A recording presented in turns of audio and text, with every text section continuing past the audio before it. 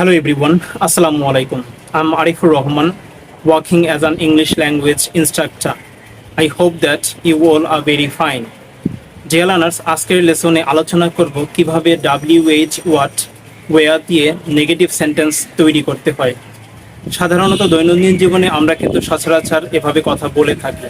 যেমন আমি কোথায় ঈদ উদযাপন করি না, আমরা বিকেলে কোথায় যাই না, তুমি কোথায় টাকা দান করো না।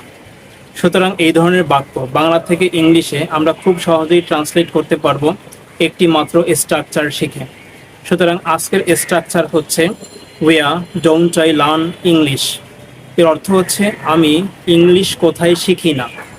ডিয়ার লার্নার্স, এই স্ট্রাকচারের সাবজেক্ট, ভার্ব এবং অবজেক্ট পরিবর্তন করে আমরা খুব সহজেই একাধিক সেন্টেন্স তৈরি করতে পারবো। কিভাবে একাধিক সেন্টেন্স তৈরি করব, সেক্ষেত্রে আমি কিছু এক্সাম্পল সেন্টেন্স ব্যবহার করছি যাতে তোমাদের বুঝতে সুবিধা হয়। যেমন দৈনন্দিন জীবনে আমরা কিন্তু এভাবে কোয়েশ্চেন নেগেটিভে ঠিকই করে থাকি।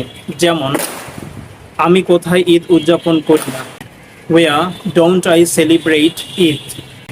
আমরা বিকেলে কোথায় যাই না, ওয়া don't we go in the afternoon.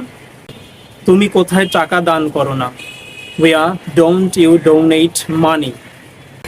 রাতে তোমরা কোথায় ঘুমাও না, ওয়া don't you sleep at night. সে কোথায় তথ্য দেয় না, ওয়া ডাজেন্ট হি গিভ ইনফরমেশন।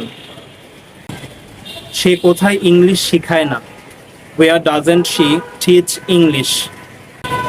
তাহারা কোথায় কাজ করে না, ওয়া ডোন্ট দেই ওয়ার্ক।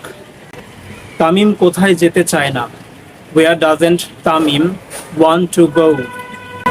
শিক্ষার্থীরা কোথায় বসতে চায় না, ওয়া don't the students want to seat.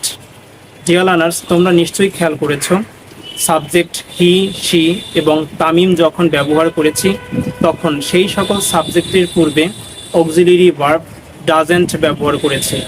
কারণ আমরা জানি থার্ড পারসন সিঙ্গুলার নাম্বারের পূর্বে আমরা ডাজেন্ট ব্যবহার করব। ডিয়ার লার্নার্স, এর সাথে তোমরা এটাও নিশ্চয়ই বুঝতে পেরেছো কিভাবে এই স্ট্রাকচারের সাবজেক্ট, ভার্ব এবং অবজেক্ট পরিবর্তন করে একাধিক সেন্টেন্স তৈরি করতে হবে। ঠিক একইভাবে তোমরাও একাধিক সেন্টেন্স তৈরি করে বেশি বেশি প্র্যাকটিস করো। Thanks for watching.